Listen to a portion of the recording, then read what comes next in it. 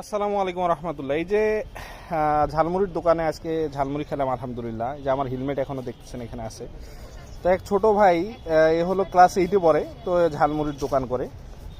তোর বাবা নাকি অসুস্থ, ওর বাবা আগে করতো, খুবই ভালো মানে ঝালমুড়ি বানাইছে আলহামদুলিল্লাহ, খেয়ে খুব ভালো লাগলো। আমি প্রথমে একটা নিছি, পরে আবার একটা নিছি।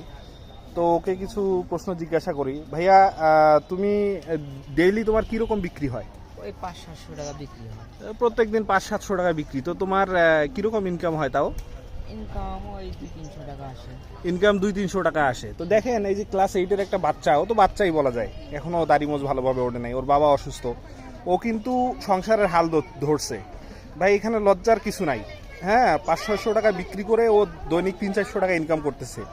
তো এখন বিষয়টা হলো কি, মানে আমরা লজ্জায় অনেক কিছু করতে চাই না। আমার কয়েকজন পরিচিত ছেলেপেলেকে আমি চিনি, ওরা সারাদিন এই পাবজি, মোবাইল, হাবিজাবি এগুলো খেলেই সময় নষ্ট করে।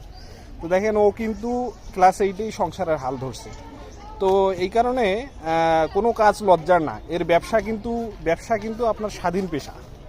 আল্লাহ রসুল সাল্লাল্লাহু সাল্লাম বলছে যে তোমাদের জীবিকার 10/9 আসে ব্যবসা থেকে, তোমরা ব্যবসা করো। ও স্বাধীন পেশা, ও যেদিন মন চাইলো সেদিন ও বিজনেস করলো, যেদিন মন চাইলো না বিজনেস করলো না। কিন্তু আমরা যারা চাকরি করি, আমাদের কিন্তু ওই আপনারা যারা করেন, আমি যদিও এখনও চাকরি বাকরিতে ঢুকি নাই, তো দেখা যায় যে তাদের ওই যাইতেই হবে, মন চাক আর না চাক।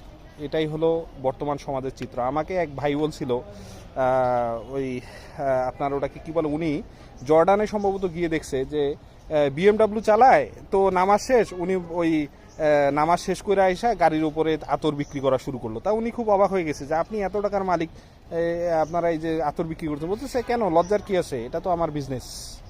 তো এটাই হলো, মানে আমাদের আগায় থাকতে গেলে লজ্জা শরম এগুলো বাদ দিয়ে বিজনেস যারা করতে চান করতে পারেন, অল্প হলেও শুরু করেন, ইনশাআল্লাহ আল্লাহ বরকত দিয়ে দিবে। আসসালামু আলাইকুম রহমতুল্লাহ।